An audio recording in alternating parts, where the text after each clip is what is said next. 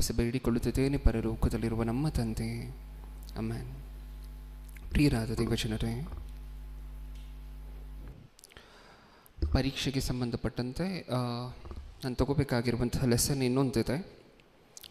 ಇದೊಂದು ವಾರ ಪೋಸ್ಟ್ಪೋನ್ ಮಾಡಿ ನೆಕ್ಸ್ಟ್ ವಾರ ಅದನ್ನು ಕವರ್ ಮಾಡ್ಕೊಳ್ಳೋಣ. ಇನ್ನೊಂದು ಅಂಶ ಪರೀಕ್ಷೆಗೆ ಸಂಬಂಧಪಟ್ಟಂತೆ, MBTHಗೆ ಸಂಬಂಧಪಟ್ಟಂತೆ. ಈ ಒಂದು ವಾರ ಒಂದು ಜನರಲ್ ಆಗಿರುವಂತಹ, ನಮ್ಮೆಲ್ಲರಿಗೂ ಬೇಕಾಗಿರುವಂತಹ, ನಮ್ಮ ದಿನನಿತ್ಯದ ಜೀವನದಲ್ಲಿ ಉಪಯೋಗ ಆಗುವಂತಹ ಒಂದು ಅಂಶವನ್ನು ಮಾತಾಡ್ಕೊಳ್ಳೋಣ. ಕಾಮನ್ ಜನರಲ್ ಟಾಪಿಕನ್ನು ಮಾತಾಡ್ಕೊಂಡು ನೋಡೋಣ. ಓಕೆ.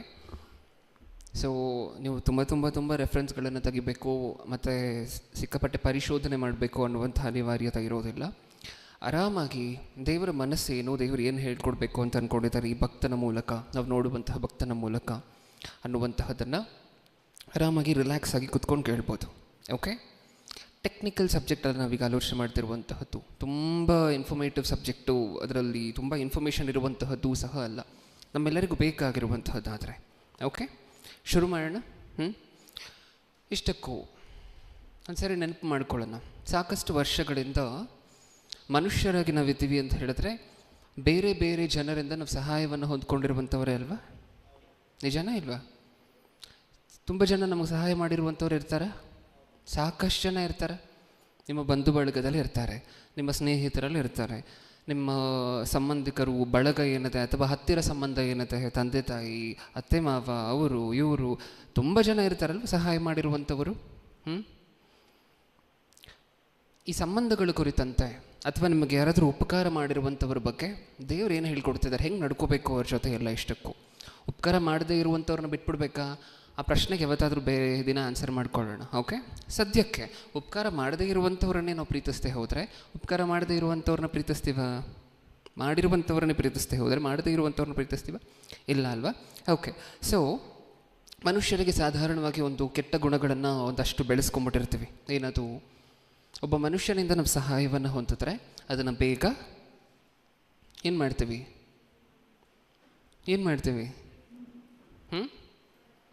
ಒಬ್ಬ ಮನುಷ್ಯನಿಂದ ನಾವು ಸಹಾಯ ಹೊಂದ್ಕೊಂಡ್ರೆ ಏನು ಮಾಡ್ತೀವಿ? ಸ್ವಲ್ಪ ದಿನ ಆದಮೇಲೆ ಮರ್ತೋಗ್ತೀವಿ. ಹೌದಾ ಇಲ್ವಾ?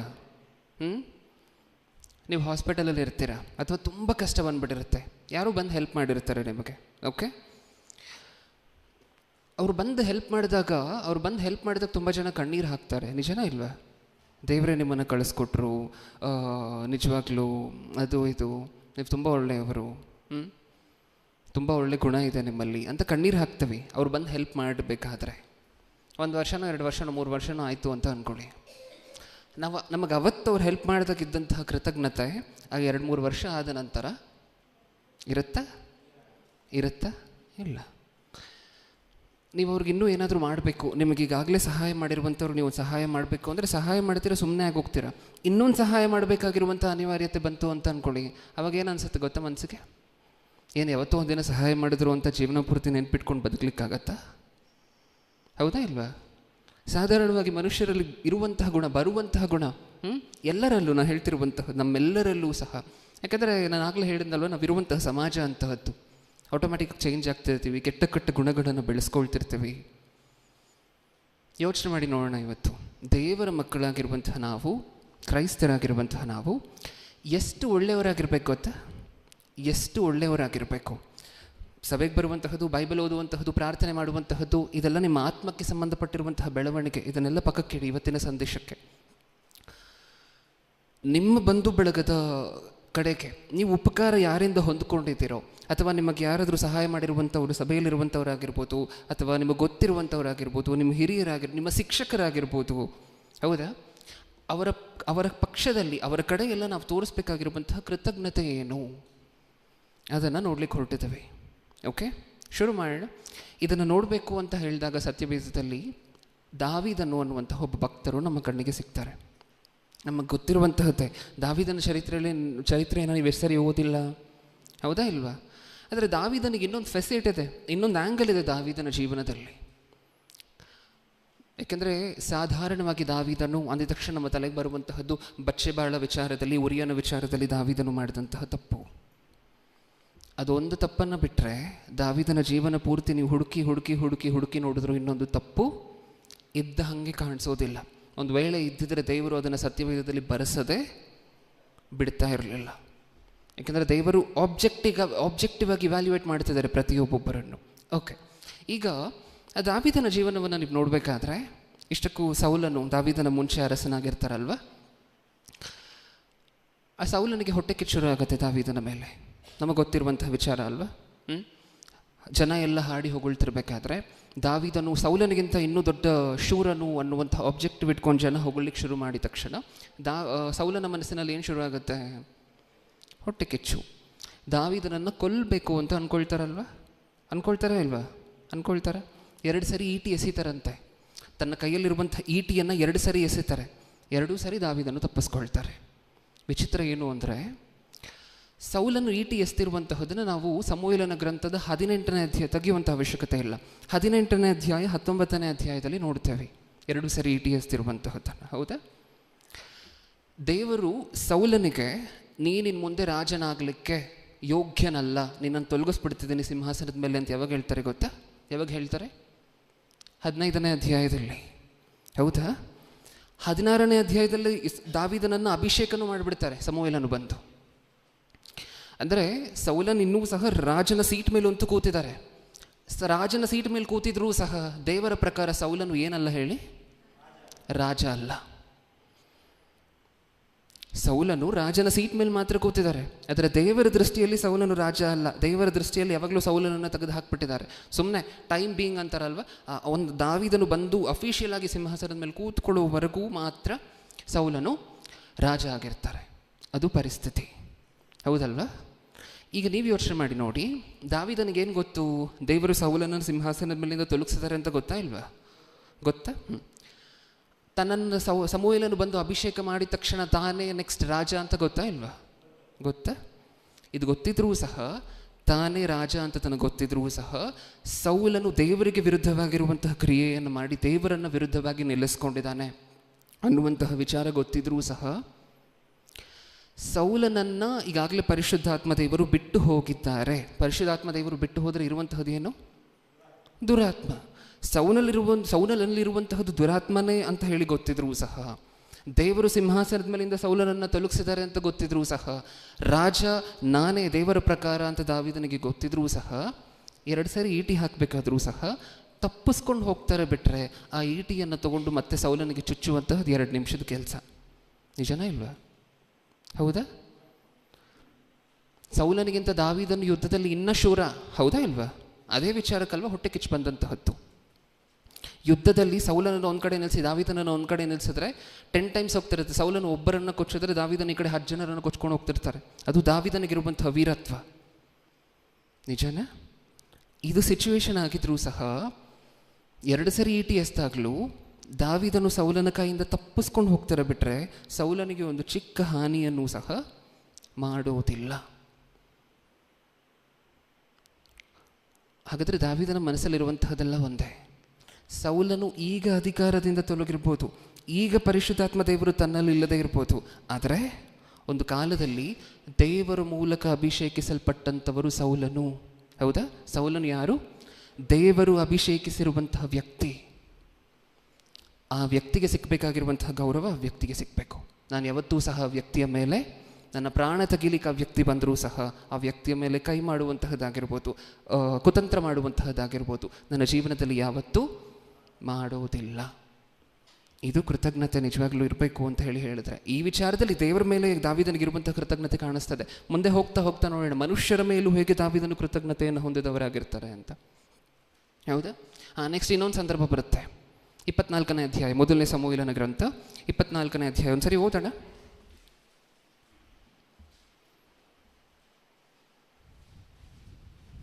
ಒಂದನೇ ವಚನದಿಂದ. ಹ್ಮ್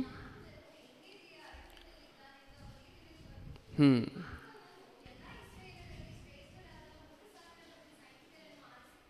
ಹ್ಮ್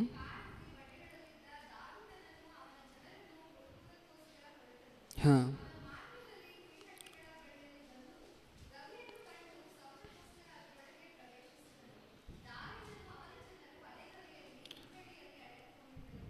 ಸಾಕು ಪ್ರಿಯಡಿ, ಸಾಕು.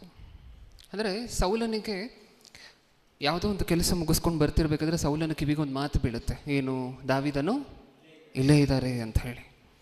ಈಗ ಸೌಲನಿಗೆ ಸಿಕ್ಕಿದೆ ಚಾನ್ಸ್. ಏನು ಮಾಡಬೇಕು? ದಾವಿದನನ್ನು ಕೊಂದು ಹಾಕಬೇಕು. ಈ ಮುಂಚೆ ಈಟಿಯಿಂದ 2 ಸಾರಿ ಕೊಲ್ಲಲಿಕ್ಕೆ ಪ್ರಯತ್ನ ಮಾಡಿದ್ದಾರೆ. ಇದು 3rd ಅಟೆಂಪ್ಟ್. ದಾವಿದನ ಮರ್ಡರ್ ಮಾಡಲಿಕ್ಕೆ ಸೌಲನು ಮಾಡ್ತಿರುವಂತಹ 3rd ಅಟೆಂಪ್ಟ್ ಇವಾಗ ನಾವು ನೋಡ್ತಿರುವಂತಹದ್ದು. ಆ ಸ್ಥಳಕ್ಕೆ ಬಂದು ಸೌಲನಿಗೆ ಆ ಸ್ಥಳಕ್ಕೆ ಬಂದಿದ ತಕ್ಷಣ ವಾಶ್ರೂಮಿಗೆ ಹೋಗಬೇಕು ಅನ್ನುವಂಥ ಅನಿವಾರ್ಯತೆ ಬರುತ್ತೆ. ಓಕೆ, ಈಗ ಹೋಗ್ತಾರೆ ಒಂದು ಗವಿಯನ್ನು ಹುಡುಕೊಂಡು. ಸುಲಭ ಶೌಚಾಲಯ ಎಲ್ಲ ಇಲ್ಲ ಅಲ್ವಾ ಆ ಕಾಲದಲ್ಲಿ. ಹಾಂ, ಗವಿನೋ ಅದೋ ಇದೋ ಮರೆಯಾಗಿರುವಂಥ ಒಂದು ಸ್ಥಳವನ್ನು ಹುಡುಕೊಂಡು ಹೋಗಬೇಕಲ್ವ. ಅದಾಯಿತು. ಈಗ ಸೌಲನು ಆ ಗವಿ ಹತ್ರ ಹೋಗ್ತಾರೆ. ಆ ಗವಿ ಹತ್ರ ಸೌಲನು ಬಂದಿದ ತಕ್ಷಣ,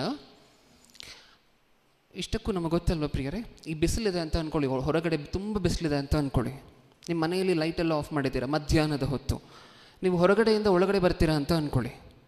ಲೈಟ್ ಆಫ್ ಆಗಿದೆ ಮನೆಯಲ್ಲಿ, ಹೊರಗಡೆ ತುಂಬ ಬಿಸಿಲಿದೆ, ಹೊರಗಡೆಯಿಂದ ಒಳಗಡೆ ಬರ್ತೀರಾ ನೀವು. ನಿಮ್ಮ ಕಣ್ಣು ಕಾಣಿಸುತ್ತಾ? ಸ್ವಲ್ಪ ಹೊತ್ತು, ಒಂದು 5-10 ಸೆಕೆಂಡ್ಸ್ ಕಣ್ಣು ಕಾಣಿಸುತ್ತಾ? ಇಲ್ಲ ಅಲ್ವಾ? ನೀವು ತುಂಬ ಬೆಳಕಿನಿಂದ ಒಂದು ಕತ್ತಲಿರುವಂತಹ ಪ್ರಾಂತ್ಯಕ್ಕೆ ಬಂದಿದ್ದೀರಾ. ಆದರೆ ಈಗಾಗಲೇ ಮನೆಯಲ್ಲಿ ಒಳಗಡೆ ಯಾರಾದರೂ ಇದ್ದಾರೆ ಅಂತ ಅಂದ್ಕೊಳ್ಳಿ, ಅವ್ರಿಗೆ ನೀವು ಕಾಣಿಸ್ತೀರಾ ಇಲ್ವಾ? ಕಾಣಿಸ್ತೀರಾ? ಹಾಂ, ಕಾಣಿಸ್ತೀರಾ. ಹಾಗಾದರೆ ಇಲ್ಲಿ ದೃಷ್ಟಿ ಯಾರಿಗೆ ಶಾರ್ಪ್ ಆಗಿರುತ್ತೆ? ಗುಹೆ ಒಳಗಡೆ ಈಗಾಗಲೇ ಬಚ್ಚಿಟ್ಕೊಂಡಿರುವಂತಹ ದಾವಿದನು ಮತ್ತು ತನ್ನ ಸಂಗಡಿಗರಿಗ, ಗುಹೆ ಒಳಗಡೆ ಈಗಾಗಲೇ ವಾಸ ಮಾಡ್ತಿರುವಂತಹ ದಾವಿದನು ತನ್ನ ಸಂಗಡಿಗರಿಗ, ಅಥವಾ ಹೊರಗಡೆಯಿಂದ ಒಳಗಡೆ ಬಂದಿರುವಂತಹ ಸೌಲನಿಗ?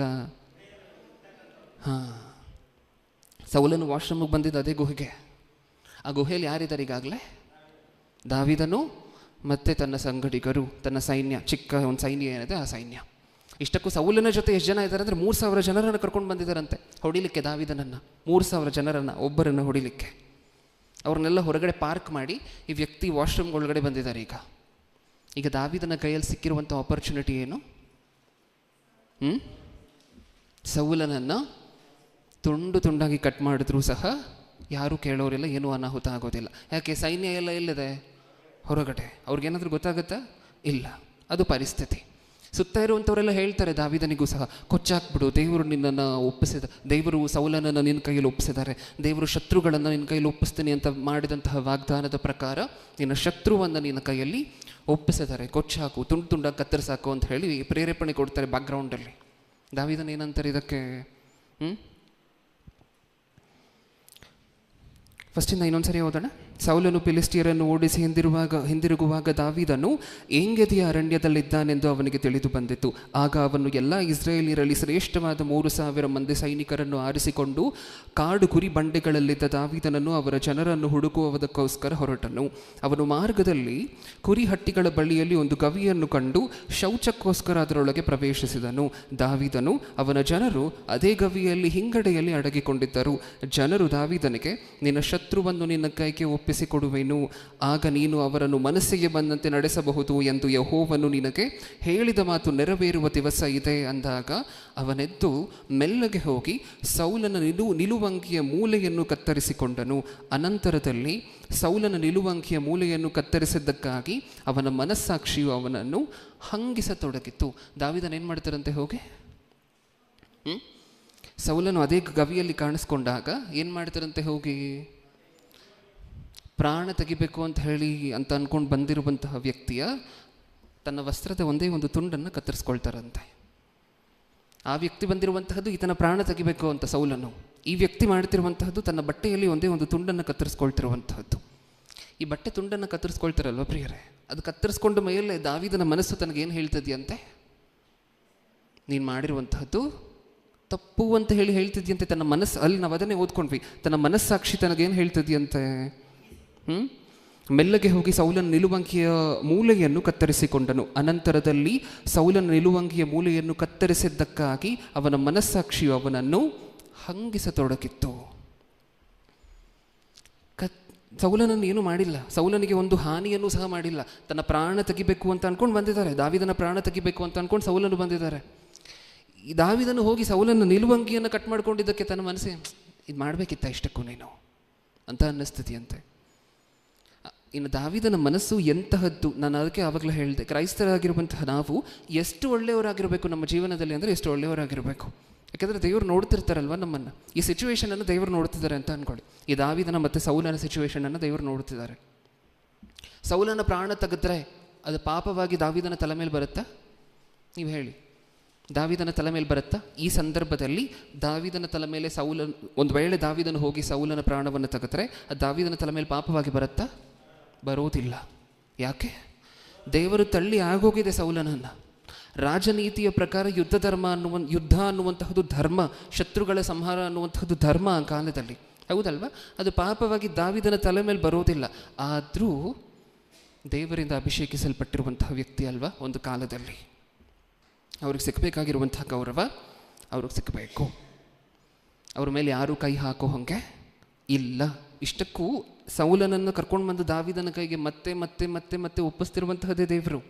ಈ ಸಂದರ್ಭಗಳಲ್ಲಿ ನೀವೇನು ನೋಡ್ತೀರಾ ಅಲ್ವಾ, ಸೌಲನು ಹೋಗಿ ದಾವಿದನ ಕೈಯಲ್ಲಿ ಸಿಕ್ಕಾಕೊಳ್ಳುವಂತಹದ್ದು, ದಾವಿದನು ಏನು ಮಾಡದೆ ಬಿಟ್ಬಿಡುವಂತಹದ್ದು. ಮತ್ತೆ ಮತ್ತೆ ಸೌಲನನ್ನು ಕರ್ಕೊಂಡ್ಬಂದು ಒಪ್ಪಿಸ್ತಿರುವಂತಹದ್ದೇ ದೇವರು ದಾವಿದನಿಗೆ. ಈ ಸಿಚುವೇಶನನ್ನು ನೋಡ್ತಿದ್ದಾರೆ ಅಂತ ಅಂದ್ಕೊಳ್ಳಿ. ದೇವರು ಕೈಗೆ ಸಿಕ್ಕಿದ್ರೂ ಸಹ, ಶತ್ರು ಕೈಗೆ ಸಿಕ್ಕಿದ್ರೂ ಸಹ ಬಿಟ್ಟು ಕಳಿಸ್ತಿರುವಂತಹದ್ದು, ಶತ್ರು ಕೈಗೆ ಸಿಕ್ಕಿದ್ರೂ ಸಹ ಏನೂ ಮಾಡದೇ ಇರುವಂತಹದ್ದು. ಇದನ್ನೆಲ್ಲ ನೋಡ್ತಿರ್ಬೇಕಾದ್ರೆ ದೇವರಿಗೆ ಸಂತೋಷ ಆಗುತ್ತೆ ಅಂತ ಒಂದ್ಸರಿ ಯೋಚನೆ ಮಾಡಿ ನೋಡಿ. ನನ್ನ ಮಗ ಎಷ್ಟು ಒಳ್ಳೆ ಗುಣವನ್ನು ಹೊಂದಿದ್ದಾನೆ, ಇದ್ದರೆ ಹಿಂಗಿರಬೇಕು, ಮಕ್ಕಳಿದ್ದರೆ ದೇವರಿಗೆ ಹಿಂಗಿರಬೇಕು. ಅದಕ್ಕೆ ದಾವಿದನ ಬಗ್ಗೆ ಒಂದು ಮಾತು ಹೇಳ್ತಾರಲ್ವ, ಏನು ದಾವಿದನಿಗೆ ಕೊಟ್ಟಂತಹ ಬಿರುದೇನು? ಹೃದಯಾನುಸಾರವಾಗಿ ನಡ್ಕೊಂಡಂತಹ ವ್ಯಕ್ತಿ. ಇನ್ನೊಂದು, ಒಪ್ಪುವವನು ದಾವಿದನು. ದೇವರು ಒಪ್ಪುವಂಗೆ ನಡ್ಕೊಳ್ಳುವಂತಹ ವ್ಯಕ್ತಿ ದಾವಿದನು. ಇದನ್ನು ನಾವು ನೋಡ್ತೀವಲ್ವ. ಒಂದು ಸಾರಿ ಇಂಗ್ಲೀಷಲ್ಲಿ ನೋಡೋಣ ಇದೇ ಮಾತನ್ನು. ದೀಕ್ಷಿತ್ ಅಪೊಸ್ತಲರ ಕೃತ್ಯಗಳು 13ನೇ ಅಧ್ಯಾಯ 22ನೇ ವಚನವನ್ನು ಒಂದು ಸಾರಿ ಪ್ರೆಸೆಂಟ್ ಮಾಡು. ಅಷ್ಟರಲ್ಲಿ ಓದಿ ಕನ್ನಡದಲ್ಲಿ ಯಾರಾದರೂ ಅದನ್ನು.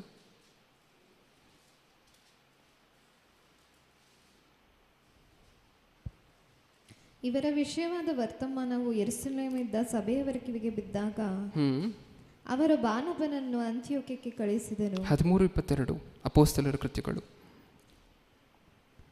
ಆಮೇಲೆ ದೇವರು ಅವನನ್ನು ತೆಗೆದುಹಾಕಿ ದಾವಿದನನ್ನು ಅವರ ಮೇಲೆ ಅರಸನನ್ನಾಗಿ ಮಾಡಿ, ಈಶಾಯನ ಮಗನಾದ ದಾವಿದನು ನನಗೆ ಸಿಕ್ಕಿದನು, ಅವನು ನನಗೆ ಒಪ್ಪುವ ಮನುಷ್ಯನು, ಅವನು ನನ್ನ ಇಷ್ಟವನ್ನೆಲ್ಲ ನೆರವೇರಿಸುವನು ಎಂಬುದಾಗಿ ಅವನ ವಿಷಯದಲ್ಲಿ ಸಾಕ್ಷಿ ಹೇಳಿದನು. ಆಮೇಲೆ ದೇವರು ಅವನನ್ನು ತೆಗೆದುಹಾಕಿ ದಾವಿದನನ್ನು ಅವರ ಮೇಲೆ ಅರಸನನ್ನಾಗಿ ಮಾಡಿ, ಈಶಾಯನ ಮಗನಾದ ದಾವಿದನು ನನಗೆ ಸಿಕ್ಕಿದನು, ಅವನು ನನಗೆ ಒಪ್ಪುವ ಮನುಷ್ಯನು. ಒಪ್ಪುವ ಮನುಷ್ಯನು. ದಾವಿದನು ಯಾರು? ದೇವರು ಒಪ್ಪುವ ಮನುಷ್ಯನು. ಏನು ಮಾಡ್ತಾರಂತೆ ಇವರು ಇಷ್ಟಕ್ಕೂ? ಮುಂದೆ ಓದಿ. ಅವನು ನನ್ನ ಇಷ್ಟವನ್ನೆಲ್ಲ ನೆರವೇರಿಸುವವನು ಎಂಬುದಾಗಿ ಅವನ ವಿಷಯದಲ್ಲಿ ಸಾಕ್ಷಿ ಹೇಳಿದನು. ಪ್ರೆಸೆಂಟ್ ಮಾಡಿದ್ಯಾ ದೀಕ್ಷೆ? ಏನಿದೆ ಇಂಗ್ಲೀಷಲ್ಲಿ? And when he had removed him, he raised unto them the David to be their king, to whom also he gave testimony and said, I have found David the son of Jesse, a man after mine own heart, which shall fulfill all my will. A man after my own heart.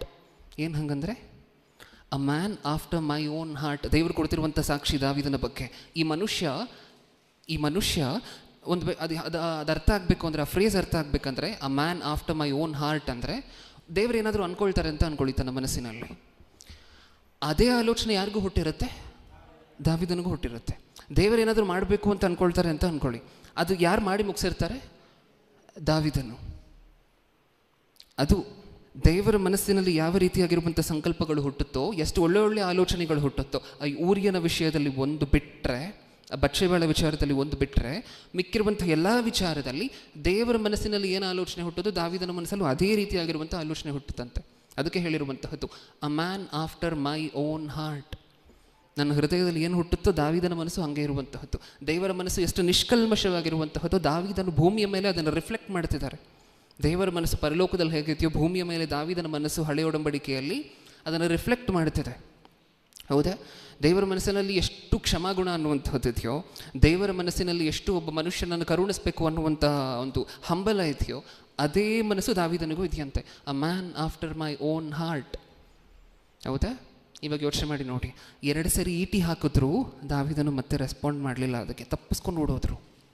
Next ಈ ಮೊಟ್ಟ ಮೊದಲನೇ 3ನೇ ಪ್ರಯತ್ನ ಇತ್ತಲ್ವ, ಅದೇ ಗವಿಗೆ ಸೌಲನು ಬಂದರೂ ಸಹ ವಸ್ತ್ರದ ತುಂಡನ್ನು ಮಾತ್ರ ಕತ್ತರಿಸ್ಕೊಂಡು ಏನೂ ಮಾಡದೆ ಸೌಲನನ್ನು ಮತ್ತೆ ಬಿಟ್ಬಿಡ್ತಾರೆ. ಪ್ರಾಣ ತೆಗಿಬೇಕು ಅಂತ ಅಂದ್ಕೊಂಡಿರುವಂತಹ ವ್ಯಕ್ತಿಗೆ ಪ್ರಾಣ ಭಿಕ್ಷೆಯನ್ನು ಕೊಟ್ಟು ಕಳಿಸ್ತಿದ್ದಾರೆ.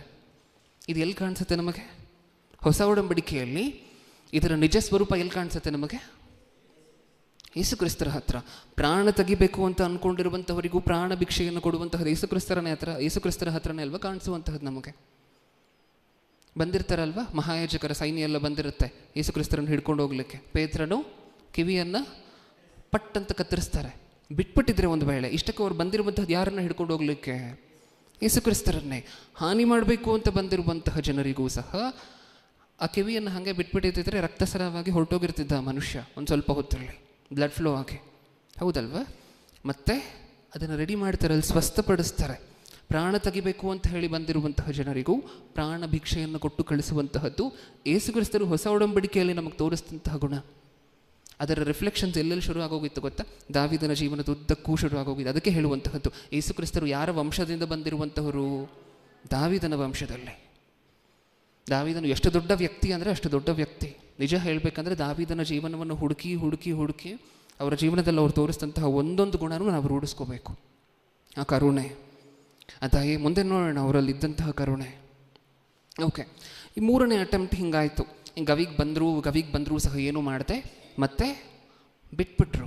ಇಲ್ಲಿ ಸುತ್ತ ಇರೋರೆಲ್ಲ ಇರ್ತಾರಲ್ವ, ಆ ಸುತ್ತ ಇರೋರೆಲ್ಲ ಏನಂತ ಇದ್ರು?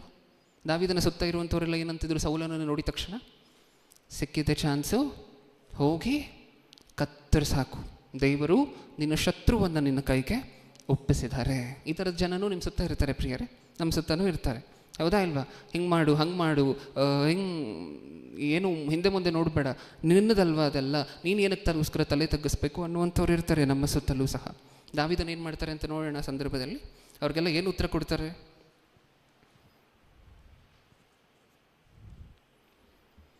ಮುಂದೆ ಓದ್ಕೊಂಡು ಹೋಗಿ ನಿಲ್ಲಿಸಿರುವಂತಹ ವಚನದಿಂದ. ಅವರು ತನ್ನ ಜನರಿಗೆ,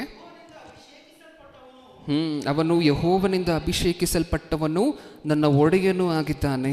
ನಾನು ನಿಮ್ಮ ಮಾತು ಕೇಳಿ ಯೆಹೋವನ ಅಭಿಷಕ್ತನಿಗೆ ವಿರುದ್ಧವಾಗಿ ಕೈ ಎತ್ತದಂತೆ ಯೆಹೋವನೇ ನನಗೆ ಅಡ್ಡಿ ಮಾಡಲಿ ಎಂದು ಹೇಳಿದನು. ಈ ಮಾತುಗಳಿಂದ ಸೌಲನಿಗೆ ವಿರೋಧವಾಗಿ ಏಳದಂತೆ ತನ್ನ ಜನರನ್ನು ತಡೆದನು. ದಾವಿದನೇನು ಮಾಡುವಂತಹದ್ದು ಬೇಕಾಗಿರಲಿಲ್ಲ. ಹೂ ಅಂತ ಹೇಳಿದರೆ ಸಾಕಾಗಿತ್ತು. ದಾವಿದನ ಇತರ ಇದ್ದಂತಹ ಜನರೇ ಹೋಗಿ ಸೌಲನ ಪ್ರಾಣವನ್ನು ತೆಗಿತಾ ಇದ್ರು. ಮತ್ತೆ ದಾವಿದನು ಅವರನ್ನೂ ಸಹ ಶಾಂತಪಡಿಸಿ, ಬೇಡ, ನಾವು ಕೈ ಹಾಕುವಂತಹದ್ದು ಬೇಡ.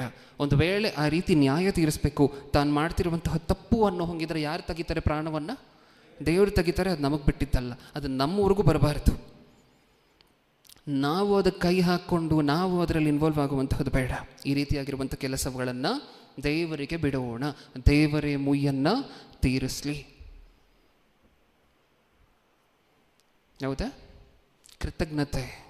ದೇವರಿಂದ ಅಭಿಷೇಕಿಸಲ್ಪಟ್ಟಿರುವಂಥವರು ಅವ್ರ ಮೇಲೆ ಕೈ ಹಾಕುವಂತಹ ಅಥವಾ ಅವರನ್ನು ಕೆಟ್ಟದಾಗಿ ನಡೆಸ್ಕೊಳ್ಳುವಂಥ ಅಧಿಕಾರ, ಹಕ್ಕು ನಮಗೆ ಇಲ್ಲ. ಅವ್ರಿಗೆ ಸಿಕ್ಕಬೇಕಾಗಿರುವಂತಹ ಗೌರವ ಅವ್ರಿಗೆ ಸಿಕ್ಕಲೇಬೇಕು ನಮ್ಮ ಕಡೆಯಿಂದ. ಒಂದು ವೇಳೆ ಅವರಿಗೆ ಪಾಠ ಕಲಿಸ್ಬೇಕು ಅಂತ ಅಂದ್ಕೊಂಡ್ರೆ ಯಾರು ಕಲಿಸ್ತಾರೆ? ದೇವರು ಕಲಿಸ್ತಾರೆ, ಹೌದಲ್ವಾ? ನಿಜವಾದ ವಾಕ್ಯವನ್ನು ಕಲಿತಿರ್ಬೇಕಾದ್ರೆ ಬೈಬಲ್ ಪರೀಕ್ಷೆ ಬರೆದು ಉತ್ತೀರ್ಣರಾಗ್ತಿರುವಂತಹ ವಿದ್ಯಾರ್ಥಿಗಳು ಒಂದನ್ನು ನೆನ್ಪಿಟ್ಕೊಳ್ಳಿ. ನೀವು ಈ ಮುಂಚೆ ಹೋಗ್ತಿರ್ತೀರಲ್ವ ಸಭೆಗಳಿಗೆ, ಅಲ್ಲಿ ಸಭಾಪಾಲಕರು ಇರ್ತಾರಲ್ವ, ನೀವು ಕಲ್ತಿದ್ದೀರಾ ಅಂತ ಅಂದ್ಕೊಂಡು ಅವ್ರ ಮುಂದೆ ಇಷ್ಟ ಬಂದಂತೆ ಬಿಹೇವ್ ಮಾಡಬಾರ್ದು. ಯಾಕೆ? ನಿಮಗೆ ತುಂಬ ಫೌಂಡೇಶನ್ಗೆ ಸಂಬಂಧಪಟ್ಟಂತೆ ಸಾಕಷ್ಟು ಪಾಠಗಳನ್ನು ಅವರೇ ಅಲ್ವಾ ಹೇಳ್ಕೊಟ್ಟಿತ್ತು. ಯೇಸು ಅಂದರೆ ಏನು ಅಂತ ಹೇಳ್ಕೊಟ್ಟಿದ್ದಾರೆ, ಪವಿತ್ರಾತ್ಮರು ಅಂದರೆ ಏನು ಅಂತ ಹೇಳ್ಕೊಟ್ಟಿದ್ದಾರೆ. ಈ ಮುಂಚೆ ಸಾಕಷ್ಟು ಹೇಳ್ಕೊಟ್ಟಿದ್ದಾರೆ. ಸಾಕಷ್ಟು ಭಕ್ತಿಯಲ್ಲಿ ನಿಮ್ಮನ್ನು ಒಂದು ಆ್ಯಂಗಲ್ಗೆ, ಒಂದು ರೇಂಜ್ಗೆ ತೊಗೊಂಡು ಬಂದು ನಿಲ್ಲಿಸಿದ್ದಾರೆ, ಒಂದು ಸ್ಥಿತಿಗೆ ಅಲ್ವಾ? ಈಗ ನೀವು ಅವ್ರಿಗಿಂತ ಹೆಚ್ಚಾಗಿ ಕಲ್ತಿದ್ದೀರಾ ಅಂತ ಹೇಳಿ ಅವ್ರ ಮುಂದೆ ಇಷ್ಟ ಬಂದಂತೆ ಬಿಹೇವ್ ಮಾಡಬಾರ್ದಲ್ವಾ? ಇದನ್ನು ನಮ್ಮ ಜೀವನದ ಉದ್ದಕ್ಕೂ ನಾವು ನೆನ್ಪಿಟ್ಕೊಂಡಿರ್ಬೇಕಾಗಿರುವಂತಹ ವಿಚಾರ. ಹಿರಿಯರಿಗೆ ಅಥವಾ ದೇವರು ನಿಮಗಿಂತ ಇನ್ನೊಬ್ಬರನ್ನು ಯಾರಾದರೂ ಮೇಲಿಟ್ಟಿದ್ದಾರೆ ಅಂತ ಹೇಳಿದ್ರೆ ಅವರಿಗೆ ಶಾಶ್ವತವಾಗಿ ನಾವು ಗೌರವವನ್ನು ಕೊಡಬೇಕು. ಯಾವತ್ತೂ ಸಹ ನಮಗೆ ಇಷ್ಟ ಬಂದಂತೆ ನಡೆಸ್ಕೊಳ್ಳುವಂಥ ಹಕ್ಕು, ಅಧಿಕಾರ ನಮಗಿಲ್ಲ. ದೇವರೇನು ಮಾಡದೇ ಇರ್ಬೋದು, ಆದರೆ ದೇವರಿಗೆ ಈ ರೀತಿಯಾಗಿರುವಂಥ ಫೇವ್ರೇಟ್ ಆಗಿರುವಂತಹ ಮನುಷ್ಯರಾಗೋದಿಲ್ಲ ಅವಾಗ ನಾವು. ಅದಕ್ಕೆ ನನ್ನ ಫೇವ್ರೇಟ್ ನೀನು ಅಂತ ಹೇಳಿ ಕರೀತಾರೆ. ವಿಚಿತ್ರ ಏನು ಅಂತ ಹೇಳಿದ್ರೆ ಅದೇ, ದೇವ್ರ ಮನಸ್ಸು ಹೆಂಗಿದೆಯೋ ದಾವಿದನ ಮನಸ್ಸು ಹಾಗೆ ಇದೆ. ಅವಾಗಲೇ ನೋಡಿದ್ವಲ್ವ, a man after my own heart. ಒಂದೇ ನೋಡೋಣ, ಇನ್ನು 4ನೇ ಅಟೆಂಪ್ಟ್ ಇದೆ. ಇದು 3ನೇ ಅಟೆಂಪ್ಟೇ. ಸೌಲನ ದಾವಿದನನ್ನು ಮರ್ಡರ್ ಮಾಡ್ಲಿಕ್ಕೆ ನೋಡಿತ್ತು. ಇನ್ನು 4ನೇ ಅಟೆಂಪ್ಟು ಇದೆ. ಇನ್ನೊಂದು ಸಾರಿ ಪ್ರಯತ್ನಿಸ್ತಾರಂತೆ. ಅದು ಯಾವಾಗ? 26ನೇ ಅಧ್ಯಾಯ. ಅದೇ ಮೊದಲನೇ ಸಮುವೇಲನ ಗ್ರಂಥ 26ನೇ ಅಧ್ಯಾಯ 7ನೇ ವಚನದಿಂದ ಓದೋಣ. ದಾವೀದನು ಅಭಿಷೇಯು ರಾತ್ರಿಯಲ್ಲಿ ಆ ಪಾಳೆಯಕ್ಕೆ ಹೋದಾಗ ಸೌಲನು ಬಂಡಿಗಳ ಗುಂಪಿನಲ್ಲಿ ಮಧ್ಯದಲ್ಲಿ ಮಲಗಿಕೊಂಡಿದ್ದನು, ನಿದ್ರೆ ಮಾಡುತ್ತಿದ್ದನು. ಅವನ ಬರ್ಜಿಯು ಅವನ ತಲೆಯ ಹತ್ತಿರ ನೆಲದಲ್ಲಿ ನೆಡಲ್ಪಟ್ಟಿತ್ತು. ಅಬ್ನಿಯನನು ಸೈನಿಕರು ಅವನ ಸುತ್ತಲೂ ಮಲಗಿದ್ದರು. ಅಭಿಷೇಯು ದಾವೀದನಿಗೆ, ದೇವರು ಈ ಹೊತ್ತು ನಿನ್ನ ವೈರಿಯನ್ನು ನಿನ್ನ ಕೈಗೆ ಒಪ್ಪಿಸಿಕೊಟ್ಟಿದ್ದಾನೆ. ಅಪ್ಪನೇ ಆಗಲಿ, ನಾನು ಬರ್ಜಿಯಿಂದ ಒಂದೇ ಪೆಟ್ಟಿನಲ್ಲಿ ಅವನನ್ನು ನೆಲಕ್ಕೆ ಹತ್ತಿಕೊಳ್ಳುವಂತೆ ತಿವಿಯುವೆನು. ಎರಡನೇ ಸಾರಿ ಹೊಡೆಯುವುದು ಅವಶ್ಯವಿಲ್ಲ ಎಂದು ಹೇಳಿದನು. ಆದರೆ ದಾವೀದನು, ಅವನನ್ನು ಕೊಲ್ಲಬೇಡ, ಅವನು ಅಭಿಷಿಕ್ತನಿಗೆ ವಿರೋಧವಾಗಿ ಕೈ ಎತ್ತುವ ಯಾವನಾದರೂ ನಿರಪರಾಧಿ ಎಂದು ಎಣಿಸಲ್ಪಡುವನೋ ಅಂದನು. ಇಲ್ಲಿ 4ನೇ ಅಟೆಂಪ್ಟ್ ಇದೆ ಇಷ್ಟಕ್ಕೂ.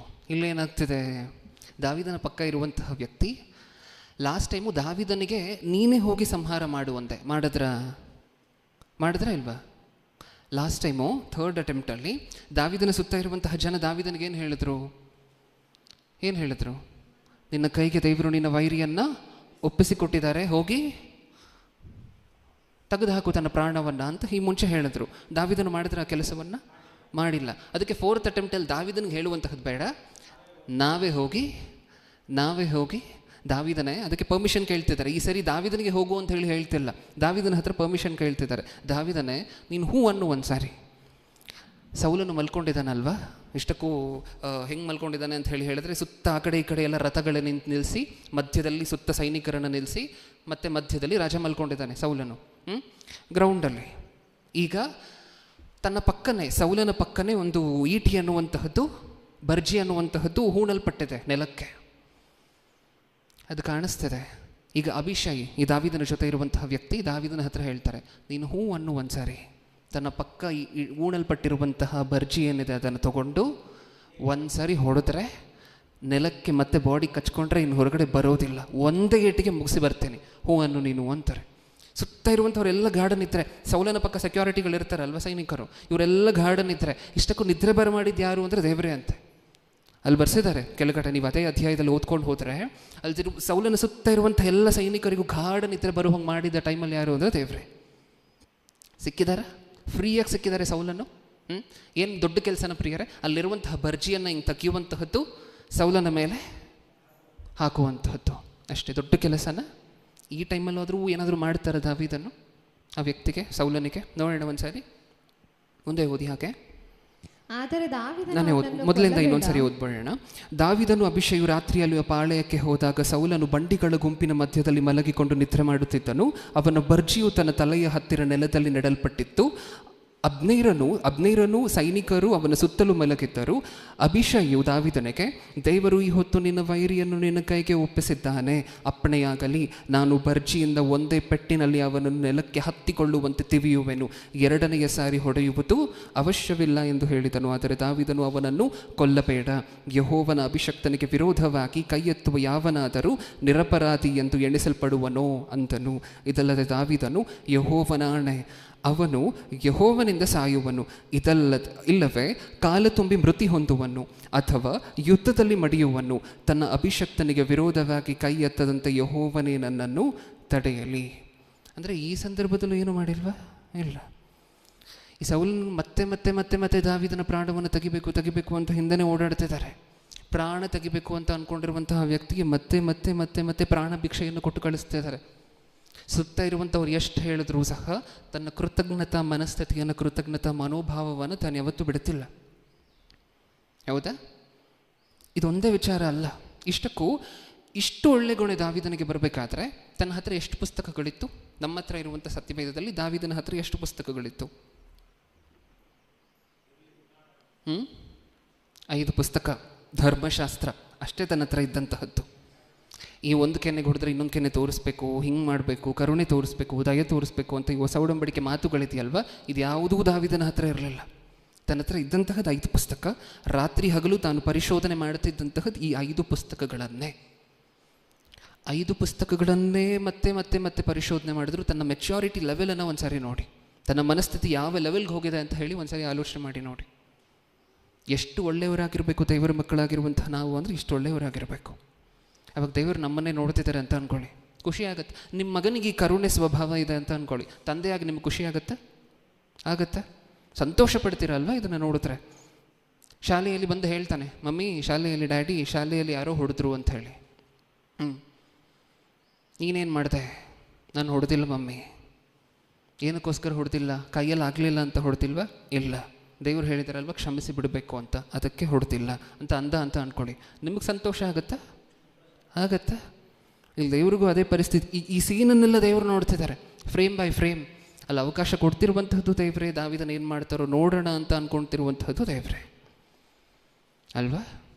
ಹಿಂಗಿರಬೇಕು ನಮ್ಮ ಜೀವನದಲ್ಲೂ ನಮ್ಮ ಮನಸ್ಸು, ಅಷ್ಟೊಂದು ಮುಗ್ಧವಾಗಿ, ಅಷ್ಟೊಂದು ನಿಷ್ಕಲ್ಮಶವಾಗಿ. ಇದು ಒಂದೇ ಸಂದರ್ಭ ಅಲ್ಲ ಪ್ರಿಯರೇ. ಇನ್ನೊಂದು ಸಂದರ್ಭದಲ್ಲೂ ಸಹ ಯೋನಾತಾನನು ಇರ್ತಾರಲ್ವ. ಯಾರು ಯೋನಾತಾನನು? ದಾವಿದನ ಸ್ನೇಹಿತರು. ಸೌಲನಿಗೇನಾಗಬೇಕು? ಮಗ. ಈ ಯೋನಾತಾನನಿಗೂ ದಾವಿದನಿಗೂ ಇರುವಂತಹ ಫ್ರೆಂಡ್ಶಿಪ್ ಎಷ್ಟು ದೊಡ್ಡದು ಅಂದರೆ, ಸೌಲನಾಗಿದ ತಕ್ಷಣ ರಾಜನ ಸಿಂಹಾಸನದ ಮೇಲೆ ಯಾರು ಬಂದು ಕೂತ್ಕೋಬೇಕು? ಯೋನಾತಾನನು ಬಂದು ಕೂತ್ಕೋಬೇಕು. ಯಾಕೆಂದರೆ ಸೌಲನಿಗೇನಾಗಬೇಕು? ಯೋನಾತಾನನು ಮಗನು, ಅವರೇ ಬಂದು ಕೂತ್ಕೋಬೇಕಲ್ವ ನೆಕ್ಸ್ಟು. ಈಗ ಸೌಲನು ಈ ಕಡೆ ದಾವಿದನನ್ನು ಹಿಂದಡ್ತಿದ್ದಾರೆ, ಕೊಲ್ಲಬೇಕು ಅಂತ. ಸೌಲನ್ ಯಾವಾಗ ದಾವಿದನನ್ನು ಕೊಲ್ಲಬೇಕು ಅಂತ ಅಂದ್ಕೊಂಡ್ರು, ಬ್ಯಾಕ್ಗ್ರೌಂಡಲ್ಲಿ ಹೆಲ್ಪ್ ಮಾಡಿ ತಪ್ಪಿಸ್ತಿರುವಂತಹದ್ದು ಯಾರು ಗೊತ್ತಾ? ಯೋನಾತಾನನು. ಆ ವ್ಯಕ್ತಿಗಿರುವಂಥ ಒಳ್ಳೆ ಗುಣ ಒಂದ್ಸರಿ ನೋಡಿ. ದಾವಿದನೇ ನನಗೂ ಸಿಂಹಾಸನಕ್ಕೂ ಅಡ್ಡಿ ಇರುವಂತಹದ್ದು. ಒಂದು ವೇಳೆ ದಾವಿದನು ಸೈಡ್ಗೆ ಹೋದರೆ ನೆಕ್ಸ್ಟ್ ನನ್ನ ತಂದೆ ಆಗಿದ ತಕ್ಷಣ ನಾನೇ ಸಿಂಹಾಸನದ ಮೇಲೆ ಕುತ್ಕೋಬೋದು ಅಂತ ಈ ವ್ಯಕ್ತಿಗೆ ಗೊತ್ತು. ಆದರೂ ಸಹ ಆ ವ್ಯಕ್ತಿಗಿರುವಂತಹ ನೀತಿ ಆ ವ್ಯಕ್ತಿಯದ್ದು. ಅದು ಯೋನಾತಾನನ ದೊಡ್ಡ ಗುಣ. ಆದರೆ ನೆಕ್ಸ್ಟ್ ಒಂದು ಸ್ವಲ್ಪ ವರ್ಷ ಆಗೋಗುತ್ತೆ. ಒಂದಷ್ಟು ವರ್ಷ ಆಗಿ ಸೌಲನು ಅವರ ಕುಟುಂಬಸ್ಥರಲ್ಲಿ ಬಹಳಷ್ಟು ಜನ ಎಲ್ಲ ಮರಣ ಹೊಂದಿದ ನಂತರ ಇವಾಗ ದಾವಿದನು ಸಿಂಹಾಸನದ ಮೇಲೆ ರಾಜ ಆಗೋಗಿರ್ತಾರೆ, ಸಿಂಹಾಸನದ ಮೇಲೆ ಕೂತಿರ್ತಾರೆ.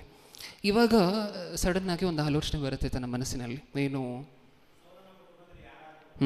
ಇವಾಗ ಒಂದು ಇಂಕ್ವೈರಿ ಕಳಿಸ್ತಾರೆ. ಏನು? ಸೌಲನು ಯಾರು? ನನಗೆ ಹೆಲ್ಪ್ ಮಾಡಿದ್ನಲ್ವ ಫ್ರೆಂಡು, ಅವರ ತಂದೆ ಸೌಲನು. ಅವರ ಕುಟುಂಬದಲ್ಲಿ ಯಾರಾದರೂ ಜೀವಂತವಾಗಿ ಇವಾಗಲೂ ಇದ್ದರೆ ಅವರಿಗೆ ನಾನು ಹೆಲ್ಪ್ ಮಾಡಬೇಕು. ಯಾಕೆ? ಒಂದು ಕಾಲದಲ್ಲಿ ಯೋನಾತಾನನು ನನಗೆ ಸಹಾಯ ಮಾಡಿದ್ದಾನೆ, ನನ್ನ ಪ್ರಾಣವನ್ನು ಉಳಿಸಿದ್ದಾನೆ. ಅವರ ಕುಟುಂಬಸ್ಥರಲ್ಲಿ ಯಾರಾದರೂ ಬದುಕಿದ್ರೆ ಇವಾಗ ನಾನು ಮತ್ತೆ ಅದಕ್ಕೆ ಸಹಾಯ ಮಾಡಿ ನನ್ನ ಋಣ ತೀರಿಸ್ಕೊ. ಏನೋ ಅಂತಾರಲ್ಲ ಮನುಷ್ಯರ ಮಧ್ಯದಲ್ಲಿ, ಅದು ವಿಚಾರ. ನಾನು ಅದಕ್ಕೆ ಕೇಳಿದ್ದು ಪ್ರಾರಂಭದಲ್ಲಿ. ಸಾಕಷ್ಟು ಜನರಿಂದ, ಜೀವನ ಅಂದ ಮೇಲೆ ಸಾಕಷ್ಟು ಜನರಿಂದ ಸಹಾಯ ಹೊಂದಿರ್ತೇವೆ. ಅದು ಯಾವ ರೀತಿಯಾಗಿರುವಂಥ ಸಹಾಯ ಬೇಕಾದರೂ ಆಗಿರ್ಬೋದು. ಕೆಲವರು ನಮಗೆ ಹಣ ಸಹಾಯ ಮಾಡಿರ್ಬೋದು, ಕೆಲವರು ನಮ್ಮ ಬೆನ್ನ ಹಿಂದೆ ನಿಂತ್ಕೊಂಡು ಬೆಂಬಲವಾಗಿ ನಿಂತಿರ್ಬೋದು. ನಾವು ಕುಗ್ಗಿದಾಗ, ನಾವು ಸೋತೋದಾಗ ಎಲ್ಲರೂ ಬೇರೆ ಬೇರೆ ಬೇರೆ ರೀತಿಯಾಗಿರುವಂಥ ಸಹಾಯವನ್ನು ಜೀವನದಲ್ಲಿ ಸಾಕಷ್ಟು ಜನರಿಂದ ತಗೊಂಡಿರ್ತೇವೆ. ಆ ಸಹಾಯವನ್ನು ಯಾವತ್ತೂ ಸಹ ಮರಿಬಾರದು. ಇದು ಲೋಕದ ಪ್ರಕಾರ ನಾವು ಆಲೋಚನೆ ಮಾಡ್ತಿರುವಂತಹ ಮಾತಲ್ಲ ಬ್ರದರ್. ಇದೆಲ್ಲ ಎಲ್ಲರೂ ಮಾಡ್ತಾರಲ್ವ? ಎಲ್ಲರೂ ಮಾಡ್ತಿಲ್ಲ ಆ ವಿಚಾರವನ್ನು ಎಲ್ಲರೂ ನಡೆಸ್ತಿಲ್ಲ ಲೋಕದಲ್ಲಿ. ಯಾವಾಗಲೂ 3 ವರ್ಷ ಹಿಂದೆ, 4 ವರ್ಷ ಹಿಂದೆ, 10 ವರ್ಷ ಹಿಂದೆ ಹೆಲ್ಪ್ ಮಾಡಿರುವಂತಹ ವ್ಯಕ್ತಿ ಇವಾಗ ಬಂದು ಹೆಲ್ಪ್ ಮಾಡಲಿಕ್ಕೆ ಹೇಳಿ ನಮ್ಮ ಮುಂದೆ, ಹೆಂಗಿರುತ್ತೆ ನಮ್ಮ ರೆಸ್ಪಾನ್ಸ್? ಹೇಳಿ, ಹೆಂಗಿರುತ್ತೆ ನಮ್ಮ ರೆಸ್ಪಾನ್ಸ್? ಮುಖ ಆವಾಗಲೇ ಚಿಕ್ಕದಾಗೋಗಲ್ಲ. ಯಾವಾಗಲೂ ಏನೋ ಮಾಡ್ದ ಈ ವ್ಯಕ್ತಿ, ಇವತ್ತು ಮತ್ತೆ ಸಿಕ್ಕಾಕೊಂಬಿಟ್ಟ. ಅದಾಗಬಾರ್ದು. ಅದಕ್ಕೆ ಇದನ್ನು ಆಲೋಚನೆ ಮಾಡಿ ನೋಡ್ತಿದ್ದೇವೆ. ಒಂದು ಸರಿ ಸಹಾಯವನ್ನು ಪಡ್ಕೊಂಡಿದ್ದೀವಿ ಅಂತ ಹೇಳಿದ್ರೆ ಅವರಿಗೆ ನಾವು ಯಾವತ್ತೂ ಸಹ ಚಿರಋಣಿಗಳಾಗಿರಬೇಕು. ಅವರ ಮೂಲಕ ಸಹಾಯ ಮಾಡಿಸಿದ್ದೇವ್ರೆ ಆ ಸಂದರ್ಭದಲ್ಲಿ. ಆದರೆ ಆ ವ್ಯಕ್ತಿ ಮಾಡಿರುವಂತಹ ಸಹಾಯವನ್ನು ಯಾವತ್ತೂ ಸಹ ಮರೆತರೆ ನಾವು ಕ್ರೈಸ್ತರಾಗೋದಿಲ್ಲ. ಒಬ್ಬ ಮನುಷ್ಯನ ವಿರುದ್ಧವಾಗಿ ಕೃತಜ್ಞತೆಯನ್ನು ತೋರ್ತಿಲ್ಲ ಅಂತ ಹೇಳಿದ್ರೆ ನಾವು ದೇವರ ಬಗ್ಗೆ ತೋರ್ತೀವ ಕೃತಜ್ಞತೆಯನ್ನು? ಯಾವಾಗಲೋ ಮಾಡಿರುವಂತಹ ಸಹಾಯ ಯೋನಾತಾನನು, ಇವಾಗ ಯೋನಾತಾನನು ಬದುಕಿಲ್ಲ. ಅವ್ರು ಬದುಕಿಲ್ಲ ಅಂತ ಹೇಳಿದ್ರು. ತನ್ನ ಸೈನ್ಯಾಧಿಪತಿಯನ್ನು ಅಥವಾ ತನ್ನ ಹತ್ತಿರ ಇರುವಂತಹ ಒಬ್ಬ ವ್ಯಕ್ತಿಯನ್ನು ಕರೆದು, ಯೋನಾತಾನನ ಕುಟುಂಬದಲ್ಲಿ ಯೋನಾತಾನನ ಮಕ್ಕಳು ಯಾರಾದರೂ, ಅಂದರೆ ಸೌಲನ ಕುಟುಂಬ ಅಂದರೆ ಯೋನಾತಾನನ ಕುಟುಂಬ ಅಂದರೆ ಒಂದೇ. ಓಕೆ, ಹಾಗಾದರೆ ಸೌಲನ ಕುಟುಂಬದಲ್ಲಿ ಯಾರಾದರೂ ಇನ್ನೂ ಬದುಕಿದ್ರೆ ಅವರನ್ನು ಹುಡುಕಿ ಕರ್ಕೊಂಬಂದು ನನಗೆ ಹೇಳಿ ಒಂದು ಸಾರಿ. ನಿಜನಾ? ನೋಡೋಣ ವಚನವನ್ನು ಒಂದು ಸಾರಿ.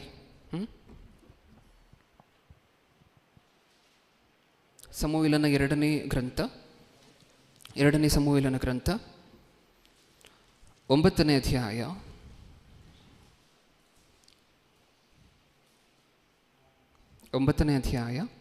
1ರಿಂದ ಓದೋಣ. ಒಂದರಿಂದ. ಒಂದು ದಿವಸ ದಾವೀದನು ಸೌಲನ ಮನೆಯವರಲ್ಲಿ ಯಾರಾದರೂ ಉಳಿದಿರುತ್ತಾರೋ ನಾನು ಅವರಿಗೆ ಯೋನಾತಾನನ ಸಲುವಾಗಿ ದಯೆ ತೋರಿಸಬೇಕೆಂದಿರುತ್ತೇನೆ ಅನ್ನಲು ಸೌಲನ ಮನೆಯಲ್ಲಿ ದಾಸನಾಗಿದ್ದ ಚೀಬನೆಂಬ ಒಬ್ಬ ಮನುಷ್ಯನನ್ನು ಕರೆದುಕೊಂಡು ಬಂದರು. ಅರಸನು ಅವನನ್ನು ನೀನು ಚೀಬನೋ ಎಂದು ಕೇಳಲು ಅವನು, ನಿನ್ನ ಸೇವಕನಾದ ನಾನು ಚೀಬನೆ ಎಂದು ಉತ್ತರ ಕೊಟ್ಟನು. ಅರಸನು ಅವನಿಗೆ, ಸೌಲನ ಕುಟುಂಬದವರಲ್ಲಿ ಯಾರಾದರೂ ಉಳಿದಿದ್ದರೆ ಹೇಳು, ನಾನು ದೇವರನ್ನು ನೆನೆಸಿ ಅವರಿಗೆ ದಯೆ ತೋರಿಸುತ್ತೇನೆ ಅಂದನು. ಆಗ ಚೀಬನು ಅರಸನಿಗೆ, ಯೋನಾತಾನನಿಗೆ 2 ಕಾಲಕ್ಕುಂಟಾದ ಒಬ್ಬ ಮಗನಿರುತ್ತಾನೆ ಎಂದು ಹೇಳಿದನು.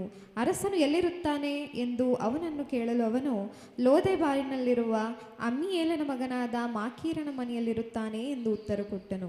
ಕೂಡಲೇ ಅರಸನು ದೂತರನ್ನು ಕಳುಹಿಸಿ ಅವನನ್ನು ಲೋದೆಬಾರಿನಲ್ಲಿದ್ದ ಅಮ್ಮಿಯೇಲನ ಮಗನಾದ ಮಾಕೀರನ ಮನೆಯಿಂದ ಕರೆಸಿದನು. ಮುಂದೆ ಸೌಲನ ಮೊಮ್ಮಗನು ಯೋನಾತಾನನ ಮಗನೂ ಆದ ಮೆಫಿಬೋಶೆತನು ಬಂದಾಗ ದಾವೀದನಿಗೆ ಸಾಷ್ಟಾಂಗ ನಮಸ್ಕಾರ ಮಾಡಿದನು. ದಾವೀದನು ಮೆಫಿಬೋಶೆತನು ಅನ್ನಲು ಅವನು, ನಿನ್ನ ಸೇವಕನಾದ ನಾನು ಇಲ್ಲಿದ್ದೇನೆ ಎಂದನು. ಆಗ ದಾವೀದನು ಅವನಿಗೆ, ಹೆದರಬೇಡ, ನಿನ್ನ ತಂದೆಯಾದ ಯೋನಾತಾನನನ್ನು ನೆನೆಸಿ ನಿನಗೆ ದಯೆ ತೋರಿಸುತ್ತೇನೆ. ನಿನ್ನ ಅಜ್ಜನಾದ ಸೌಲನ ಭೂಮಿಯನ್ನೆಲ್ಲ ನಿನಗೆ ಹಿಂದಕ್ಕೆ ಕೊಡುತ್ತೇನೆ ಮತ್ತು ನೀನು ಪ್ರತಿದಿನ ನನ್ನ ಪಂಕ್ತಿಯಲ್ಲಿ ಊಟ ಮಾಡಬೇಕು ಎಂದು ಹೇಳಿದನು. ಎಷ್ಟು ದೊಡ್ಡ ಮೇಲಲ್ವ ಪ್ರಿಯರೇ. ಯಾವಾಗಲೂ ತನ್ನ ತಂದೆ ಮಾಡಿರುವಂತಹ ಸಹಾಯ, ಈ ಮೆಫಿಬೋಶೆಯಿತ್ತು ಅಂತ ಏನು ಓದ್ಕೊಳ್ತಿದ್ದೀವಲ್ವ ಈ ವ್ಯಕ್ತಿಯ ಹೆಸರನ್ನು. ಈ ಮೆಫಿಬೋಶೆಯಿತನ ತಂದೆ ಯೋನಾತಾನನು. ಯೋನಾತಾನನ ಯಾರಿಗೆ ಸಹಾಯ ಮಾಡಿದ್ದು? ದಾವೀದನಿಗೆ ಸಹಾಯ ಮಾಡಿತ್ತು. ಈಗ ಯೋನಾತಾನನಿಲ್ಲ ಜೀವಂತವಾಗಿ, ಆದರೆ ತನ್ನ ಮಗನು ಮೆಫಿಬೋಶೆಯಿತನು ಇದ್ದಾರೆ ಜೀವಂತವಾಗಿ. ತನ್ನ ಸೈನಿಕನನ್ನು ಕರೆದು ಅವರನ್ನು ಹುಡುಕಿಸಿ ಆ ಕುಟುಂಬದಲ್ಲಿ ಯಾರಾದರೂ ಬದುಕಿದಾರಾ ಅಂತ ಹೇಳಿ ತಿಳ್ಕೊಂಡು ಆ ವ್ಯಕ್ತಿಯನ್ನು ಕರ್ಕೊಂಬಂದು, ಈ ವ್ಯಕ್ತಿಗೆ ಇಷ್ಟೊಂದು ಅಂಗವೈಕಲ್ಯನು, ಈ ವ್ಯಕ್ತಿ ಯಾರು? ಯೋನಾತಾನನ ಮಗನು ಅಂಗವೈಕಲ್ಯನು. ಆ ವ್ಯಕ್ತಿಯನ್ನು ಮತ್ತೆ ಕರೆದು 2 ಮಾತು ಹೇಳ್ತಾರಲ್ವ. ಏನು? ಮೊಟ್ಟ ಮೊದಲನೇದಾಗಿ, ಸೌಲನ ಆಸ್ತಿಯನ್ನು ಏನು ನಾನು ಪಡ್ಕೊಂಡಿದ್ದೀನಿ, ಆ ಆಸ್ತಿಯನ್ನೆಲ್ಲ ನಿನಗೆ ಹಿಂದಿರುಗಿ ಕೊಡ್ತಾ ಇದ್ದೀನಿ. First point. ಸೆಕೆಂಡ್ ಪಾಯಿಂಟ್ ಏನು? ಪ್ರತಿನಿತ್ಯವೂ ನೀನು ನನ್ನ ಡೈನಿಂಗ್ ಟೇಬಲ್ ಮೇಲೆ ಕೂತ್ಕೊಂಡು ಊಟ ಮಾಡುತ್ತೀಯ. ಎಕ್ಸ್ಟ್ರಾ ಹೊಲವನ್ನು ಹಣವನ್ನು ಕೊಟ್ಟಿದ್ರೆ ಖರ್ಚಾಗೋಗುತ್ತೆ, ನಿಜನಾ ಇಲ್ವಾ? ನೀವು ಯಾರಿಗಾದರೂ ಎಕ್ಸ್ಟ್ರಾ ಹೊಲವನ್ನು ಹಣವನ್ನು ಕೊಟ್ರಿ ಅಂತ ಅಂದ್ಕೊಳ್ಳಿ, ಸ್ಥಳವನ್ನು ಬರ್ಕೊಟ್ರಿ ಅಂತ ಅಂದ್ಕೊಳ್ಳಿ, ಇರಿಸ್ಕೊಳ್ತಾರೆ ಅವರು? ಇಲ್ಲ. ನಿಜವಾಗ್ಲೂ ಮೇಲಿಗೆ ಕೃತಜ್ಞತೆಯನ್ನು ತೀರಿಸ್ಕೋಬೇಕಾದ್ರೆ ಈ ಥರ ಕೆಲಸಗಳನ್ನು ಮಾಡಬೇಕು. ಜೀವಮಾನದುದ್ದಕ್ಕೂ ನೀನು ಬದುಕಿರೋವರೆಗೂ ನೀನು ನನ್ನ ಸಂಗಡ ಕೂತ್ಕೊಂಡು ಊಟ ಮಾಡ್ತೀಯ. ಯಾವಾಗಲೂ ಯಾರು ಮಾಡಿರುವಂತಹ ಮೇಲಿಗೆ ಸಾಯೋವರೆಗೂ ಸಹ ಅವರ ಮಗನಿಗೆ ಊಟ ಹಾಕ್ತಿದ್ದಾರಲ್ವ. ಗ್ರೇಟ್ ಅಲ್ವಾ ನಿಜವಾಗ್ಲೂ? ಇಷ್ಟಕ್ಕೂ ಸೌಲನ ಆಸ್ತಿಯನ್ನು ವಾಪಸ್ ಕೊಡುವಂಥದ್ದು ಅಂದರೆ ಸುಲಭದ ಕೆಲಸ ಅಲ್ಲ. ಇಷ್ಟಕ್ಕೂ ಸೌಲನು ಯಾರು ಈ ಮುಂಚೆ? ರಾಜ. ಅಂದರೆ ದಾವೀದನ ಆಸ್ತಿ ಏನಿದೆಯೋ ನನಗನ್ನಿಸ್ತಂಗೆ ಅದರಲ್ಲಿ ಅರ್ಧ ಭಾಗ ಸೌಲನ ಆಸ್ತಿನೇ ಅಂತ ಅನಿಸುತ್ತೆ. ಯಾಕಂದರೆ ರಾಜನ ಖಜಾನೆಯಲ್ಲಿ ಈ ಮುಂಚೆ ಇದ್ದಂಥ ಆಸ್ತಿ ಎಲ್ಲ ದಾವೀದನು ರಾಜನ ನಂತರ ತನ್ನ ಆಸ್ತಿಗೆ ಸೇರಿಕೊಳ್ಳುತ್ತೆ. ಈಗ ಅದನ್ನು ತೆಗೆದು ಕೊಡಬೇಕು ಅಂದರೆ ಸುಲಭದ ಕೆಲಸನ? ಅರ್ಧ ಆಸ್ತಿಯನ್ನು ಕಾಲ್ಭಾಗ ಆಸ್ತಿಯನ್ನು ಬಿಡುವಂತಹದ್ದು ಸುಲಭದ ಕೆಲಸನ? ಇಲ್ಲ. ಮಾಡ್ತಿದ್ದಾರೆ ಕೆಲಸವನ್ನು. ನಿನ್ನ ತಂದೆ ನನಗೋಸ್ಕರ ಮಾಡಿದಂತಹ ಮೇಲಿಗೋಸ್ಕರ ಇವತ್ತು ನಾನು ನಿನಗೆ ಈ ಮೇಲನ್ನು ಮಾಡ್ತಿದ್ದೀನಿ. ಹಿಂಗಿರಬೇಕು ಕ್ರೈಸ್ತರು ಅಂತ ಹೇಳಿದ್ರೆ. ನಿಜವಾಗ್ಲೂ ಯಾವತ್ತೂ ಸಹ ಒಬ್ಬರಿಂದ ನಾವು ಪಡ್ಕೊಂಡಂತಹ ಸಹಾಯವನ್ನು ಮರಿಬಾರದು. ಅದಕ್ಕೆ ಕೃತಜ್ಞತೆ ಉಳ್ಳವರಾಗೇ ಇರಬೇಕು. ಯಾಕಂದರೆ ನಾವು ಮರಿತೀವಿ ನಾರ್ಮಲಾಗಿ. ನಾನು ಆಗಲೇ ಹೇಳಿದೆ ನಿಮಗೆ, 5 ಇಯರ್ಸಿಂದ ಯಾರೋ ಹೆಲ್ಪ್ ಮಾಡಿದ್ದಾರೆ ಅಂದರೆ ಇವತ್ತು ಮನಸ್ಸು ಬರೋದಿಲ್ಲ ನಿಮಗೆ. ಅವ್ರಿಗೆ ಏನಾದರೂ ಮಾಡಬೇಕು ಅಂತ ಅನ್ಸಿದ್ರೂ ಸಹ ಮನಸ್ಸು ಬರದೇ ಇರ್ಬೋದು. ಯಾವಾಗಲೂ ಮಾಡಿರುವಂತಹದ್ದು ಇವತ್ತು ಇಷ್ಟು ಕೊಡುವಂತಹದ್ದು ಹತ್ಕೊಂಡು ನಮ್ಮ ಮನಸ್ಸು ಹೇಳ್ಕೊಡುತ್ತೆ ನಮಗೆ, ಇದು ಮಾಡಬೇಕಾ ನೀನು, ಯಾರು ನಿನ್ನನ್ನು ಮಾಡು ಅಂತ ಹೇಳ್ತಿಲ್ವಲ್ಲ ಅಂತ ಹೇಳುತ್ತೆ ಮನಸ್ಸು. ಆದರೆ ನೀವು ನಿಮ್ಮ ಮನಸ್ಸಿಗೆ ಹೇಳಬೇಕು, ನಾನು ದಾವೀದನ ವಂಶದವನು. ಶರೀರಕ್ಕೆ ಸಂಬಂಧಪಟ್ಟಂತೆ ಅಲ್ಲ, ಯಾವುದಕ್ಕೆ ಸಂಬಂಧಪಟ್ಟಂತೆ? ನಂಬಿಕೆಗೆ ಸಂಬಂಧಪಟ್ಟಂತೆ. ಈ ಕೆಲಸಗಳನ್ನೆಲ್ಲ ನಾವು ಮಾಡಿದ್ರೆ, ಇದೇ ಮನಸ್ಥಿತಿಯನ್ನು ನಾವು ಹೊಂದಿದರೆ ನಾವು ದಾವೀದನ ವಂಶದವರೇ, ನಾವು ಅಬ್ರಹಾಮನ ವಂಶದವರೇ. ಈ ಮನಸ್ಸು, ಈ ಸಾತ್ವಿಕವಾಗಿರುವಂತಹ ಮೃದು ಮನಸ್ಸು ನಮಗಿಲ್ಲ ಅಂತ ಅಂದ್ಕೊಳ್ಳಿ, ವೇಸ್ಟ್. ನಮ್ಮ ಕ್ರೈಸ್ತರಾಗಿದ್ದು ವೇಸ್ಟೇ. ಯಾಕೆಂದರೆ ಅವರು ತೋರಿಸಿದಂಥ ಗುಣವನ್ನು ನಾವು ತೋರಿಸ್ತಿಲ್ಲ. 5 ಪುಸ್ತಕಗಳಿದ್ದಾಗೆ ಅವರು ತಮ್ಮ ಜೀವನದಲ್ಲಿ ತೋರಿಸಿದಂತಹ ಪ್ರದರ್ಶಿಸಿದಂತಹ ಗುಣವನ್ನು ನಾವು 66 ಪುಸ್ತಕಗಳನ್ನು ಇಟ್ಕೊಂಡು ತೋರಿಸ್ತಿಲ್ಲ ಅಂದರೆ ವೇಸ್ಟ್ ಅಲ್ವಾ? ದೇವರು ನಮಗೆ ಇದು ಕೊಟ್ಟಿದ್ದು ಇದು ವೇಸ್ಟ್ ಅಲ್ಲ, ಇದನ್ನು ದೇವರು ನಮ್ಮ ಜೀವನದಲ್ಲಿ ಕೊಟ್ಟಿದ್ದು ವೇಸ್ಟು ಅಲ್ವಾ? ಈ ಮನಸ್ಥಿತಿಯನ್ನು, ಇದೇ ರೀತಿಯಾಗಿರುವಂತಹ ಕರುಣೆಯನ್ನು ನಾವು ನಮ್ಮ ಜೀವನದಲ್ಲಿ ಹೊಂದಿರಬೇಕು. ಚಡ್ಡಿ ದೋಸ್ತ್ ಅಂತೀವಿ, ಒಟ್ಟಿಗೆ ಓದಿದ್ದು ಅಂತೀವಿ, ಒಟ್ಟಿಗೆ ಕಾಲೇಜ್ಗೆ ಹೋಗಿದ್ದು ಅಂತೀವಿ, ಒಂದೇ ಕಾಲೇಜು ಒಂದೇ ಸ್ಕೂಲು, ಸ್ಕೂಲ್ ಆದ ನಂತರ ಅಡ್ರೆಸ್ ಇರೋದಿಲ್ಲ, ಬೇಡ. ಕಾಲೇಜ್ ಆದ ನಂತರ ಅಡ್ರೆಸ್ ಇರೋದಿಲ್ಲ, ಹೋಗಲಿ, ಎಲ್ಲರನ್ನ ಬಿಟ್ಬಿಡಿ. ನಿಮಗೆ ತುಂಬ ಸಹಾಯವಾಗಿರ್ತಾರಲ್ಲ ಈ ಮುಂಚೆ, ನಿಮಗೆ ತುಂಬ ಹೆಲ್ಪ್ ಮಾಡಿರ್ತಾರಲ್ವ ಯಾರಾದರೂ ಈ ಮುಂಚೆ, ತಮ್ಮ ಜೀವನವನ್ನು ಸಹ ಅಥವಾ ತಮ್ಮ ಕೆಲವು ಕೆಲಸಗಳನ್ನು ಪಣಕ್ಕಿಟ್ಟು ನಿಮಗೋಸ್ಕರ ಆಗಿ ನಿಂತಿರ್ತಾರಲ್ವ ದೃಢವಾಗಿ. ನಾವು ಸೋತೋದಂತಹ ಕುಗ್ಗಿದಂತಹ ಸಂದರ್ಭದಲ್ಲಿ ಯಾರು ಬೇಕಾದರೂ ಆಗಿರ್ಬೋದು, ಕುಟುಂಬಸ್ಥರು, ಬಂಧು ಬಳಗ, ಸಂಬಂಧಿಕರನ್ನು ಹೇಟ್ ಮಾಡಬೇಕು ಅಂದರೆ ಕೆಲವು ವಿಚಾರಗಳಲ್ಲಿ ಮಾತ್ರ, ಹೇಟಲ್ಲ, ದೂರ ಇಡಬೇಕು ಅಂದರೆ ಕೆಲವು ವಿಚಾರಗಳಲ್ಲಿ ಮಾತ್ರ. ಒಂದು ವೇಳೆ ಅವರು ದೇವರಿಗೆ ವಿರುದ್ಧವಾಗಿ ಬಂದರೆ, ನೀವು ನಂಬಿರುವಂತಹ ದೇವರನ್ನು ಬಿಟ್ಬಿಡಬೇಕು ಅಂತ ಹೇಳಿದ್ರೆ ಆ ಸಂದರ್ಭಗಳಲ್ಲಿ, ಅಂದರೆ ಈ ಸಂದರ್ಭಗಳಲ್ಲಿ ಮತ್ತೆ ಅವರು ಬಂದರು ಅಂತ ಅಂದ್ಕೊಳ್ಳಿ, ಕಷ್ಟ ಅಂತ ಅಂದ್ಕೊಂಡು ನಿಮಗೊಂದು ಸಾರಿ ಕೈ ಹಿಡಿದಿರ್ತಾರೆ. ಇವಾಗ ಬಿಟ್ಬಿಡುವಂತಹದ್ದೇನು ಅವರನ್ನು? ಅವರು ದೇವರನ್ನು ನಂಬೋದಿಲ್ಲ, ಅದು ಬೇರೆ ವಿಚಾರ. ದೇವರು ಇಂಡಿಪೆಂಡೆಂಟಾಗಿ ನೋಡ್ತಿದ್ದಾರೆ. ಒಬ್ಬ ಮನುಷ್ಯ ನಿಮ್ಮ ಹತ್ರ ಬಂದು ಕೈ ಚಾಚಿಸ್ತಿದ್ದಾನೆ. ಒಂದು ಕಾಲದಲ್ಲಿ ನಾವು ಅವ್ರ ಕೈಯಿಂದ ಸಹಾಯ ತೊಗೊಂಡಿದ್ದೀವಿ, ಈಗ ನಾವು ಕೊಡ್ತೀವ ಅಂತ ದೇವರು ನೋಡ್ತಿರ್ತಾರೆ. ಕೊಡ್ಲಿಕ್ಕಾಗಿಲ್ಲ ಅಂತ ಹೇಳಿದ್ರು ಆ ಒಂದು ಹಂಬಲ, ಆತುರತೆ ಇದೆಯಾ, ನಾನು ಏನಾದರೂ ಮಾಡಬೇಕು ಅವರಿಗೋಸ್ಕರ ಅನ್ನುವಂತಹದ್ದು ಇದೆಯಾ ನಮ್ಮ ಮನಸ್ಸಿನಲ್ಲಿ ಅಂತ ದೇವರು ನೋಡ್ತಿರ್ತಾರೆ. ಇಷ್ಟು ಸಿಚುವೇಶನನ್ನು, ದಾವೀದನ ಜೀವನವನ್ನು ದೇವರು ನೋಡ್ತಿರ್ಬೇಕಾದ್ರೆ ಎಷ್ಟು ಖುಷಿಯಾಗಿರ್ಬೋದಲ್ವ ದಾವೀದನಿಗೆ, ದೇವರಿಗೆ. ಈ ಸಹಾಯ ಮಾತ್ರ ಮಾಡುವಂತಹದ್ದಲ್ಲದೆ, ದಾವೀದನ ಅವಸಾನ ಕಾಲ ಬಂದಾಗ ದಾವೀದನು ಕಡೆ ಮಾತುಗಳನ್ನು ಸೊಲೊಮೋನನಿಗೆ ಹೇಳಬೇಕಾದ್ರೆ ಅವಾಗ ಇನ್ನೊಂದು ಮಾತು ಹೇಳ್ತಾರೆ. ನೋಡ್ತೀರಾ ಅದನ್ನು? ಏನು ಹೇಳ್ತಾರೆ? ಮೊದಲನೇ ಅರಸುಗಳ ಗ್ರಂಥ 2ನೇ ಅಧ್ಯಾಯ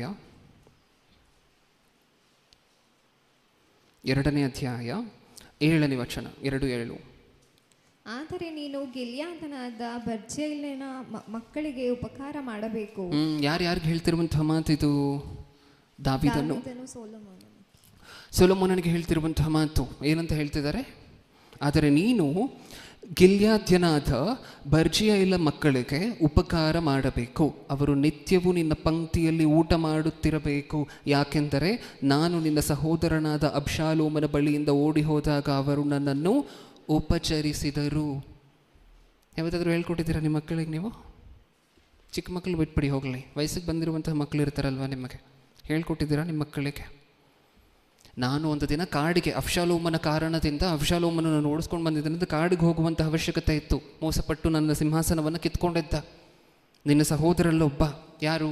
ಸೊಲೊಮೋನನ ಸಹೋದರಲ್ಲೊಬ್ಬ ಅಲ್ವಾ ಅಬ್ಷಾಲೋಮನು ಅಂತ ಹೇಳಿದ್ರೆ. ನನ್ನ ಕಾಡಲ್ಲಿ ಇರಬೇಕಾದ್ರೆ ಯಾರು ಉಪಚರಿಸಿದ್ರು ಗೊತ್ತಾ? ನಾನು ಊರು ಬಿಟ್ಟು ತಿರುಗಬೇಕಾದ್ರೆ ಯಾರು ಉಪಚರಿಸಿದ್ರು ಗೊತ್ತಾ? ಒಂದು ಕುಟುಂಬ ನನಗೆ ಹೆಲ್ಪ್ ಮಾಡಿತ್ತು.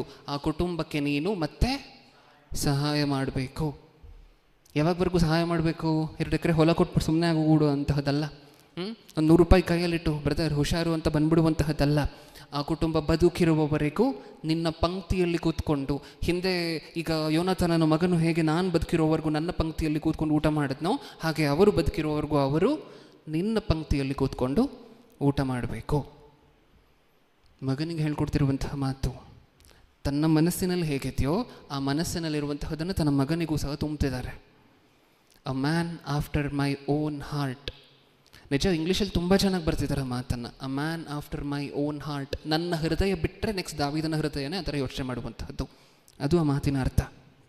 ನನ್ನ ಹೃದಯ ಏನು ಯೋಚನೆ ಮಾಡುತ್ತೋ ದಾವೀದನ ಹೃದಯನೂ ಸಹ ಅದೇ ಯೋಚನೆ ಮಾಡುತ್ತೆ. ದೇವರು ಏನು ಯೋಚನೆ ಮಾಡ್ತಾರೋ ನಾವು ಅದಕ್ಕೆ ವಿರುದ್ಧವಾಗಿ ಯೋಚನೆ ಮಾಡ್ತೀವಿ. ನಿಜನೇ ಇಲ್ವಾ? ನಮ್ಮ ಪರಿಸ್ಥಿತಿಯನ್ನು ನಾವು ಮಾತಾಡಿಕೊಂಡ್ರೆ ದೇವರು ಪರಿಶುದ್ಧರಾಗಿರಬೇಕು ಅಂತ ಯೋಚನೆ ಮಾಡ್ತಾರೆ, ನಾವು ಎಲ್ಲ ಪಾಪ ಮಾಡಬೇಕು ಅಂತ ಯೋಚನೆ ಮಾಡ್ತೀವಿ. ದೇವರು ಸುಳ್ಳು ಹೇಳಬಾರ್ದು ಅಂತಾರೆ, ನಾವು ಸುಳ್ಳು ಹೇಳ್ತೇವೆ. ವಿರುದ್ಧ. ಆದರೆ ದೇವರಿಗೂ ದಾವೀದನಿಗೂ ಇದ್ದಂತಹ ಸಂಬಂಧ ಅದಲ್ವಂತೆ. ದೇವರು ಏನು ಯೋಚನೆ ಮಾಡ್ತಾರೋ ದಾವೀದನ ಮನಸ್ಸು ಸಹ ಅದೇ ಥರ ಯೋಚನೆ ಮಾಡುತ್ತೆ. ಅದೇ ರೀತಿಯಾಗಿರುವಂತಹ ಕರುಣೆಯುಳ್ಳಂತಹ ಮನಸ್ಥಿತಿಯನ್ನು ಇಟ್ಕೊಂಡಿರುತ್ತೆ. ಗ್ರೇಟ್ ಅಲ್ವಾ ಇದನ್ನೆಲ್ಲ ನೋಡಿದಾಗ ದಾವೀದನು? ಇನ್ನೊಂದು ವಿಚಾರ ಗೊತ್ತಾ? ಸೌಲನು ಮತ್ತು ತನ್ನ ಮಗನು ಮರಣ ಹೊಂದಿದ ನಂತರ ಕಣ್ಣೀರು ಹಾಕ್ತಾರೆ ಗೊತ್ತಾ? ಸೌಲನಿಗೋಸ್ಕರ ದಾವೀದನು ಕಣ್ಣೀರು ಹಾಕ್ತಾರೆ. ಸೌಲನು ಮರಣ ಹೊಂದಿದ ನಂತರ ಶೋಕವನ್ನು ತೋರ್ಪಡಿಸ್ತಾರೆ. ತನ್ನ ಬಟ್ಟೆಗಳನ್ನು ಹಳೆ ಒಡಂಬಡಿಕೆಯಲ್ಲಿ ಜನ ಹೇಗೆ ಶೋಕವನ್ನು ವ್ಯಕ್ತಪಡಿಸ್ತಿದ್ರು ಅಂತ ನಿಮಗೆ ಗೊತ್ತು. ಬಟ್ಟೆ ಹರಿದಾಕೊಳ್ಳುವಂತಹದ್ದು, ಬೂದಿ ಹಚ್ಕೊಳ್ಳುವಂಥ, ಕಿರ್ಚಾಡುವಂತಹದ್ದು, ಹೌದಲ್ವ? ಯಾರು ಸೌಲನ ಇಷ್ಟಕ್ಕೂ ದಾವೀದನಿಗೆ 2 ಸರಿ ಈಟಿ ಎಸ್ತು, ಒಂದು ಸರಿ ಗುಹೆಯಲ್ಲಿ ಕೊಲ್ಲಿಗೆ ಬಂದು, ಇನ್ನೊಂದು ರೀತಿಯಲ್ಲಿ ಕೊಲ್ಲಿಗೆ ಬಂದಂತಹ ವ್ಯಕ್ತಿ. ಆ ವ್ಯಕ್ತಿ ಮರಣ ಹೊಂದಿದ್ರೆ ಕಣ್ಣೀರು ಹಾಕ್ತಿದ್ದಾರೆ. ಇಷ್ಟಕ್ಕೂ ದಾವೀದನು ಒಂದ್ಸರಿ ಕಾಡಲ್ಲಿ ಪ್ರಯಾಣ ಮಾಡ್ತಿರ್ಬೇಕಾದ್ರೆ ಒಬ್ಬ ವ್ಯಕ್ತಿ ಇರ್ತಾನೆ. ದಾವೀದನಿಗೆ ಇಷ್ಟ ಬಂದಂಗೆ ಶಾಪ ಹಾಕುವಂತಹ ವ್ಯಕ್ತಿ. ಗೊತ್ತಲ್ವ ನಮಗೆ? ಸತ್ಯವೇದದಲ್ಲಿ ಓದ್ಕೊಳ್ತೀವಿ. ಶಮ್ಮಿ ಅಂತ ಹೇಳಿ ಆ ವ್ಯಕ್ತಿಯ ಹೆಸರು. ಶಾಪ ಹಾಕುವಂತಹದ್ದು, ನೀನು ಹಿಂಗೆ ತಪ್ಪು ಮಾಡಿದ್ದಕ್ಕೆ ನೀನು ಆಗಿದೆ ಅಂತ ಅನ್ನುವಂತಹದ್ದು, ಬೈಯುವಂತಹದ್ದು ದಾವೀದನು ಮತ್ತು ತನ್ನ ಸಂಗಡಿಗರನ್ನು. ಅವಾಗ ತನ್ನ ಸುತ್ತ ಇರುವಂಥ ಸಂಗಡಿಗರು ಆವಾಗಲೂ ಹೇಳ್ತಾರೆ, ನೀನು ಹೂ ಅನ್ನೋ, ತನ್ನ ತಲೆಯನ್ನು ಚೆಂಡಿನ ಥರ ತೊಗೊಂಡು ಬಂದು ನಿನ್ನ ಕೈಯಲ್ಲಿ ಕೊಡ್ತೀನಿ ಅಂತಾರೆ ದಾವೀದನಿಗೆ. ಅವಾಗ ಏನಂತಾರೆ ದಾವೀದನು ಮತ್ತೆ? ಒಂದು ವೇಳೆ ದೇವರೇ ಆ ವ್ಯಕ್ತಿಯ ಮೂಲಕ ಹಂಗೆ ಮಾತಾಡಿಸ್ತಿದ್ರೆ ತಡೆಯುವಂತಹದ್ದು ನಾವಾಗಿರಬಾರ್ದು. ದೇವರೇ ಮಾತಾಡಿಸ್ತಿದ್ದಾರೆ ಅಂದರೆ ಏನು ಮಾಡಲಿಕ್ಕಾಗತ್ತೆ? ನನ್ನ ಮಗನೇ ನನ್ನನ್ನು ಓಡಿಸಿದ್ದಾರೆ ಅಂದರೆ ಈ ವ್ಯಕ್ತಿ ಮಾತಾಡುವಂತಹದ್ದು ದೊಡ್ಡದ ಅಂತಾರೆ. ಕ್ಷಮಾಗುಣ, ಈ ಉಪಕಾರವನ್ನು ನೆನಪಿಟ್ಕೊಳ್ಳುವಂತಹ ಗುಣ, ಮತ್ತು ಉಪಕಾರ ಮಾಡುವಂತಹದ್ದು, ಇನ್ನೊಬ್ಬರು ಮಾಡಿರುವಂತಹ ಒಳ್ಳೆಯದನ್ನು ನೆನೆಸಿಕೊಳ್ಳುವಂತಹದ್ದು. ಯಾಕೆಂದರೆ ನಮಗೊಂದು ಅಭ್ಯಾಸ ಇರುತ್ತಲ್ವ, ಇನ್ನೊಬ್ಬರಲ್ಲಿ ಬರೀ ಒಳ್ಳೆಯದನ್ನು ಹುಡುಕುವಂತಹ ಅಭ್ಯಾಸ, ಕೆಟ್ಟದ್ದನ್ನು ಹುಡುಕುವಂತಹ ಅಭ್ಯಾಸ, ಕೆಟ್ಟದ್ದನ್ನು ಹುಡುಕುವಂತಹ ಅಭ್ಯಾಸ. ನಾವು ಕೆಟ್ಟದ್ದನ್ನು ಹುಡುಕ್ತಾ ಹೋದರೆ ಎಲ್ಲರಲ್ಲೂ ಕೆಟ್ಟದ್ದು ಸಿಗುತ್ತಾ ಇಲ್ವಾ?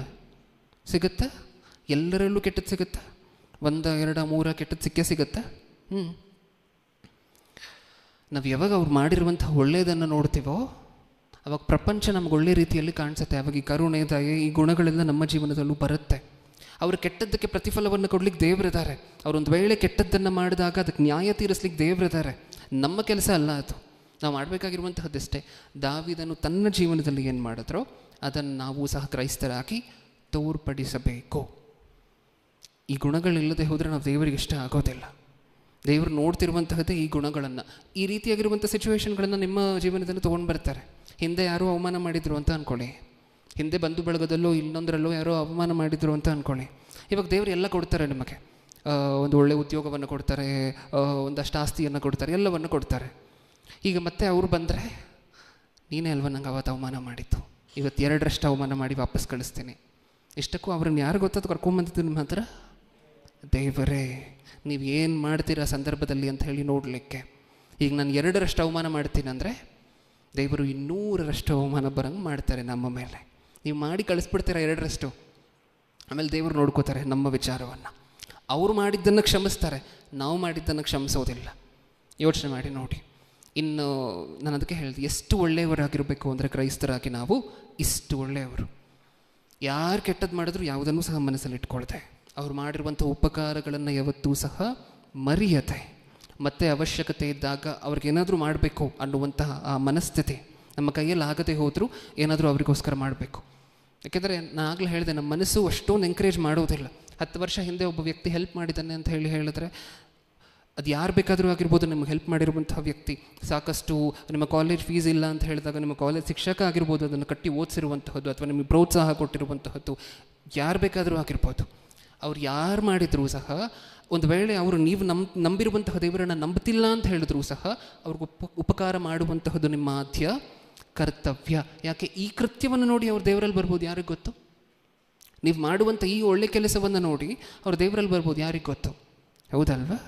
ಈ ಉಪಕಾರವನ್ನು ನೆನೆಸಿಕೊಳ್ಳುವಂತಹದ್ದು ಅನ್ನುವಂತಹದ್ದು ನಮ್ಮ ಜೀವನದಲ್ಲಿ ಸದಾ ಇರಬೇಕು.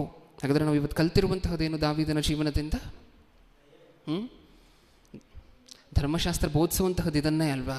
ಧರ್ಮಶಾಸ್ತ್ರದಲ್ಲಿ ಬರೀ ಜನಕ್ಕೆ ಹಲ್ಲಿಗೆ ಹಲ್ಲು, ಕಣ್ಣಿಗೆ ಕಣ್ಣು ಇಷ್ಟು ಮಾತ್ರ ಕಾಣಿಸುತ್ತೆ. ಆದರೆ ಧರ್ಮಶಾಸ್ತ್ರ ಹೇಳ್ಕೊಡ್ಲಿಕ್ಕೆ ಹೊರಟು ಇಂಟರ್ನಲ್ ಮೀನಿಂಗೇ ಬೇರೆ. ಧರ್ಮಶಾಸ್ತ್ರ ಕರುಣೆ, ದಯೆ, ಉಪಕಾರ, ಇದು ಧರ್ಮಶಾಸ್ತ್ರ ಹೇಳ್ಕೊಡ್ತಿರುವಂತಹದ್ದು. ಅದು ದಾವೀದನಿಗೆ ಅರ್ಥ ಆಯಿತು. ಹಗಲು ರಾತ್ರಿ ಕೂತ್ಕೊಂಡು ಪರಿಶೋಧನೆ ಮಾಡ್ತಿದ್ದಕ್ಕೆ ತನ್ನ ಜೀವನದಲ್ಲಿ ಅದನ್ನು ತೋರಿಸಿದ್ರು. ಮುಂದೆ ಬರುವಂತಹ ಕ್ರಿಸ್ತನಿಗೆ ಛಾಯೆಯಾಗಿತ್ತು ತನ್ನ ಜೀವನ. ಹೌದಲ್ವಾ? ಇದನ್ನು ನಮ್ಮ ಜೀವನದಲ್ಲೂ ನಾವು ತೋರಿಸ್ತೀವಿ ಅನ್ನುವಂತಹದ್ದನ್ನು ನಂಬ್ತಾ ಯಾರ ಉಪಕಾರವೂ ಸಹ ನಾವು ಮರೆಯೋದಿಲ್ಲ.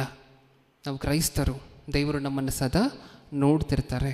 ಹೀಗೆ ನಾವು ಬದುಕಬೇಕು ಅನ್ನುವಂತಹದನ್ನು ಆಶಿಸ್ತಾ ನನ್ನ ಮಾತನ್ನು ಮುಗಿಸ್ತಿದ್ದೀನಿ. ಕಣ್ಮುಚ್ಚಿ ಪ್ರಾರ್ಥನೆ ಮಾಡಿ ಮುಗಿಸ್ಕೊಳ್ಳೋಣ.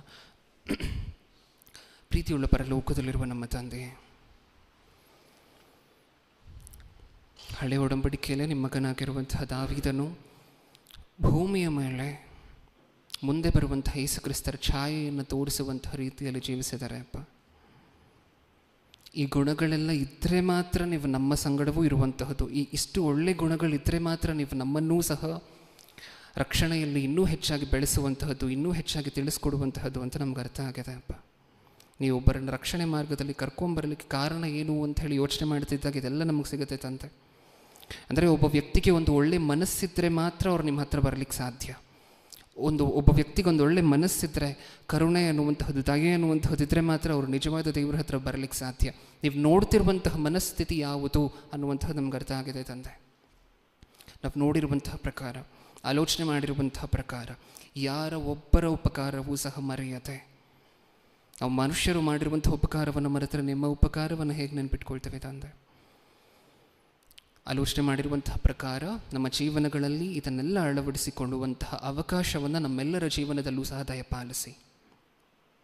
ಹೇಗೆ ದಾವೀದನ ಜೀವನದಲ್ಲಿ ತನ್ನ ಗುಣಗಳನ್ನು ಮತ್ತೆ ಮತ್ತೆ ತಾನು ಪ್ರೂವ್ ಮಾಡಿಕೊಳ್ಳಲಿಕ್ಕೆ ಅವಕಾಶಗಳನ್ನು ಕೊಡ್ತಾ ಬಂದರು, ಅದೇ ರೀತಿ ನಮ್ಮೆಲ್ಲರ ಜೀವನದಲ್ಲೂ ಸಹ ನಮ್ಮಲ್ಲಿರುವಂತಹ ಈ ಒಳ್ಳೆ ಗುಣಗಳು ಹೊರಗಡೆ ಬರುವಂತೆ, ಅದು ಸಾಕ್ಷಿಯಾಗಿ ನಿಲ್ಲುವಂಥ ಅವಕಾಶಗಳನ್ನು ಕೊಟ್ಟು ನಡೆಸಿ. ಎರಡನೇ ಸಂದೇಶ, ನಿಮ್ಮ ಮಗನು ಕೊಡಬೇಕಾದ್ರೆ ನಿಮ್ಮ ಮಗನ ಜೊತೆ ನೀವಿದ್ದು ಕೇಳುವಂತಹ ನಮ್ಮಲ್ಲೂ ಸಹ ಅದನ್ನು ಅಳವಡಿಸಿಕೊಳ್ಳುವಂತಹ ಭಾಗ್ಯ ಕೊಟ್ಟು ನಡೆಸಿ. ನನ್ನ ಪ್ರಾರ್ಥನೆ ಯೇಸು ಕ್ರಿಸ್ತರ ನಾಮದಲ್ಲಿ ಸಮರ್ಪಿಸಿ ಬೇಡಿಕೊಳ್ಳುತ್ತಿದ್ದೇನೆ, ಪರಲೋಕದಲ್ಲಿರುವ ನಮ್ಮ ತಂದೆಯೇ.